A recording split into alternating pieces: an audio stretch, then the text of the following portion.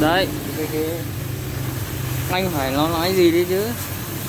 Chào nha, chào các anh em tại để chơi đó. Mình chỉ là một tại để chơi gì bắp. Bùi bắp à, thế mày biết móc lốp chưa? Đây mình sẽ làm video để hướng dẫn video làm cái móc lốp mà thay cả sắm luôn nha. Móc lốp và thay cả xăm luôn à? Móc lúc mà vào móc vào xăm luôn chứ.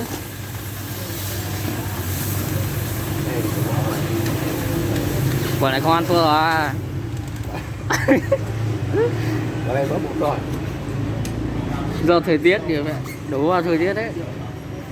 Ui, chảy nhiều máu quá. Mẹ, Ôi dồi ôi. từ nãy giờ chảy bao nhiêu máu rồi. Nào, làm nhanh nhanh cái nào. Đầu tê tài nha. Hay à, con này đã thua rồi các bạn ơi. Con xin lỗi các bạn nhé. Đấy, cái nhiều like hiểu không? Cái nhiều bình luận hiểu không?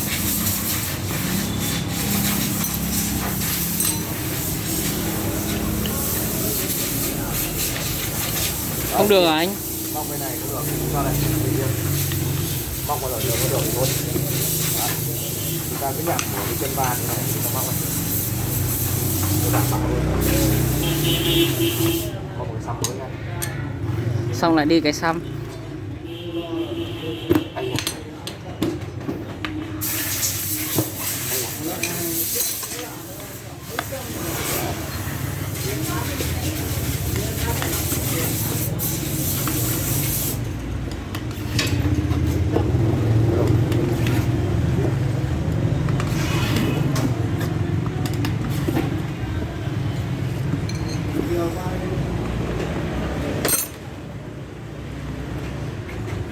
Vâng, cái lốp này tôi không phải lấy xăm ở đâu. Em chỉ mất cái xăm rồi.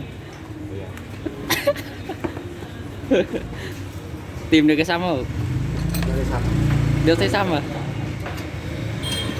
Móc được cái lốp mà chả tìm được cái xăm. Đây. Vâng. Nó đã trộn với một cục.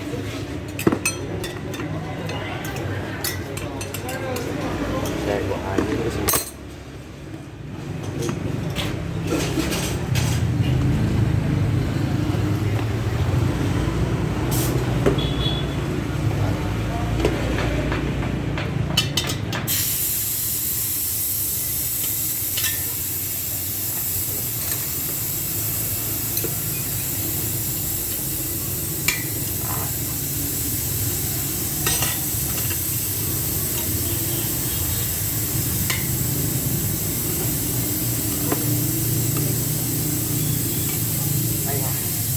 Yeah.